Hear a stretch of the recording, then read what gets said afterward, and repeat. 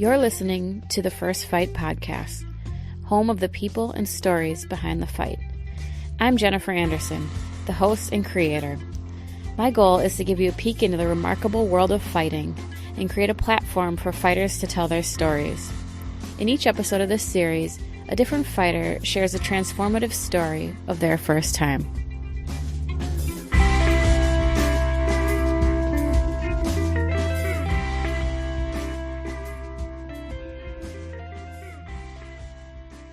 Welcome back, everyone. In this episode, I talk with an old friend, Raquel Magdaleno. Raquel comes from a wrestling family, and we talk about how that experience wrestling her whole life set her up for her career in MMA. We also talk about how her first fight actually was promoted as a brother-sister duo because her brother was actually fighting, and we talk about what made her eventually step away from the sport. So I first got into it because my brother was already doing it. So we wrestled, and growing up. So it was kind of just like the next thing to do.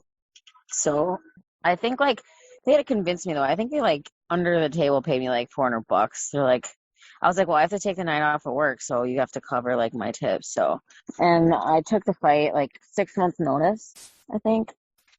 I trained hard for 6 months and I knocked her out in 9 seconds. But really what happened was I was supposed to fight this girl named Rachel Smith, I think right off the top. And she had to pull out. She got hurt. So this was a fill-in replacement. This is Michigan where it's not really sanctioned and they'll pull somebody out the audience to fight somebody, So I fought this girl. She's probably never worked out a day in her life, pretty much. I don't know how she made the weight class, which was 115. She was just as short as me, too. And I remember my boxing coach always telling me, you're never going to fight anybody shorter than you, Rocky, so always punch up. And, the girl I fought was 4'9", and I'm 4'10", so I thought that was pretty funny. But, yeah, that was lasted 9 seconds, which is just stupid, but... And it kind of gave me ISIS a wrong sense of security. I guess right from the top, fuck, this is easy. It was a little more intense than wrestling tournament, but my dad makes everything intense, so it's rough. That was in 2011. And then I took a couple more fights without ever even really doing jujitsu or anything. I never did jujitsu. I just trained boxing, a little bit of kickboxing, maybe, and just worked out, pretty much wrestled. So when you took the fight, you said 6 months notice. Were you training striking at all, or you just had the wrestling background? No, I was doing a cardio kickboxing class, and that's kind of why my brother was you should fight. I'm fighting on this card. I'm no, I don't want to have to ever make a weight again. I wrestled my whole life, so I just was always making weight all the time. I wrestled in college, and it was just I was I'm done competing. I'm done doing that. So he begged me for a while, and finally I took it. So I was doing a cardio kickboxing class anyways, which was at the USOEC, where it was 25 minutes from where I'm from. I seen they had the boxers there, and then they had the wrestlers there. So there's 2 rooms separated by a wall. But you would have the wrestling practice, the Olympians wrestling practice on one side, and then you'd have the boxers on the other side. And then on the spare time, a couple of the old USA boxers would throw a class, a boxing class, and I took some of them and I liked it. So I was only doing boxing. I say after my first, maybe I sparred a little bit, but I would spar my dad and my brother. They took the classes too, so it was definitely not once I went to not saying that I was at a real gym. I really don't even know. It wasn't really a gym, I guess. My first 3 fights, but once I went to a real gym, I'm oh wow, yeah, I have so much to do. Now, that first fight, didn't they they want you to fight so they could like market it as like a brother sister type. Yep. Yep. That's I think that's why my brother was like really bugging me to do it because it was like kind of like, well, and we're kind of from like a small area, so everybody kind of knows us. So I know a lot of people too. I serve alcohol to everybody in town. So, um, yeah, it was a brother sister thing pretty much from the start. So you weren't totally sold on it necessarily. Like you No, kind of, sounds like you no. kind of fell into it. When did you get more serious about it? I would probably say after my third fight. My second fight too was like I guess this girl that was looked like an athlete, but it was like I guess I just was like always too intimidated. So I like was like, wow, like I just don't think I can do this. So my second fight, it was like kind of easy to do. That lasted like a minute and a half. I guess the girl that was like, supposedly like athlete trained it, and then my third fight, I finally got to once I finally saw Rachel Smith. Like she was like suppose like a stud in Michigan. Like she looked like a stud, and that's like what always like people with like tattoos and like muscular. Because I'm not very muscular. Like I've never been like physically muscular, you know. Yeah. So like whenever I would see that, I'd be like, oh my God, this person's I'm gonna get my butt kicked. Like so I think like once I like felt like I fought like a good enough person, I'm like, okay, maybe I should try to do this a little bit like more serious. I was really just doing it because it was like the first time in my life that like I was like comfortable in my own skin because I felt strong. Like I just felt strong boxing. Boxing made me feel strong. I like doing the training part. That's my favorite part about it. Well, being on the receiving end of your punches, I can say that you hit like you have a sack of gravel in your hands. And you're strong. You're really strong. Like you're tough. One Yeah, tough cookie, that's for sure. And you have no problem just banging it out with someone, which a lot of people don't have that in them. You get banged up. I saw pictures from one of your fights in the beginning. I that think it was was Rachel Smith.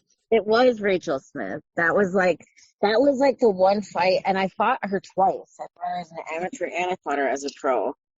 And that was like the one that I guess that's who I always like was trying like I don't know, felt like not trying to like be better than, but like she was like the girl, I guess, like I just in Michigan that was the girl to beat. That was her. So I never really like ever thought it would ever get anything more than that. Like make a little money, a little low key money on the side, and So how many fights did you end up having? I ended up having 6 amateur fights and 5 pro fights. I think, man, wow. It's been, I guess, over 10 years though since my first fight. Yeah, I think I was 6-1 as amateur and 5-2 as a pro. Now you did you move Or no, up? no, 3-2 as a pro. That's what I meant. Like 5 pro fights, 3-2 as a pro, and 6-1 as an amateur. Now I met Rocky in Milwaukee at River Sport. Did you come there with your brother just to train? Yeah, my brother was already training here, and after my last fight, I guess like I don't know, he like told the coaches there, and I'm pretty sure the coach reached out to me and was like, hey, like we want to get like a women's program possibly going, like think that you'd be like perfect fit, like training with us, like you're more than welcome to come down. And I was like, dude, get me out of the UP. Like get me out of here. So it was great. Like I loved it. That's how I got up to Milwaukee, I guess. Yeah, I just trained, quit my bartending job, and moved to Milwaukee, got a new bartending job, and just trained like all the time. That's all I did. Now, did you find when you got in the cage that it was a lot different than your experience competing in wrestling? Yes. There's like, I guess like some experiences like I've had like couple tournaments or something in wrestling that you were like the only person wrestling at that time. You know, usually like growing up, all of us wrestled. So at one point in time, there would be like me, my brother Pat, and my sister all wrestling at once, and my parents would have to figure out. Like, my mom would like have the camera like going from mat to mat to mat, and she'd be screaming like things she shouldn't have been screaming. And so like I just that it was way different. It was way more intense fighting. Way more intense, I feel. I didn't like wrestling anyways. Like eventually I liked it, but my dad kind of made me do it growing up, so I didn't really like it. And what eventually kind of led to you being done with it? Injuries, really, pretty much. It was just like I was working so much to pay for like training and working out um and staying healthy and eating healthy, and it's like so expensive, and I just kept getting hurt, and I just felt like where I was at wasn't going where I was at in my life, like physical, mental, location, everything. I wasn't gonna get where I needed to get to take it to the next level, and I wasn't. I guess like once like I don't know, certain people left like the gym that I was training at, it just really wasn't that much like fun for me anymore. My brother wasn't training anymore, and basically once he stopped, it just really wasn't. It was like I was doing it by myself, and that wasn't fun. So I think that was kind of like, eh, I had missed practice because I just wanted to. Do you have like a moment that you would consider like a high point in your career of fighting?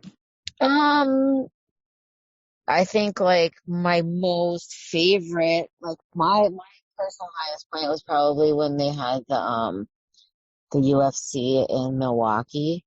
Like that whole experience. I mean, I guess it was probably fairly new to like Milwaukee City. You know, I lived in the UP pretty much growing up. I did go to school and wrestled in like Northern California, but that was like a small private school, rural private area in California. So it was just like it was just like training with like top level athletes, and like I trained at next level and training at Rufus Sport, and just that was just like I was in the best shape of my life. I had a couple knockouts, like it was or knocked down, whatever, TKOs or KOs, I don't know, whatever. They were just like that was my most favorite. I was like traveling a lot, like on like a very minuscule level, I guess you would say. I was like living like I guess probably my best part of my fight career, you know, on a little level.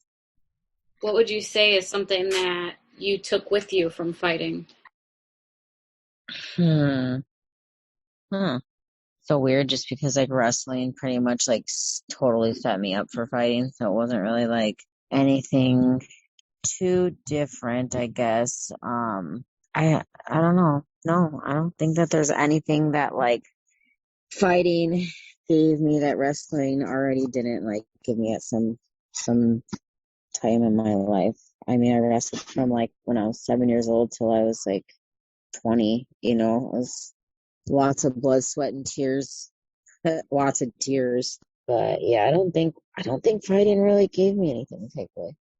Maybe that, like, maybe my innocence to like the whole fight game before, because I used to watch the fights, but I never trained it. Is maybe I'm just like, maybe fighting myself made me be like, wow, there's way more to this sport than the average person could see from watching a fight, you know?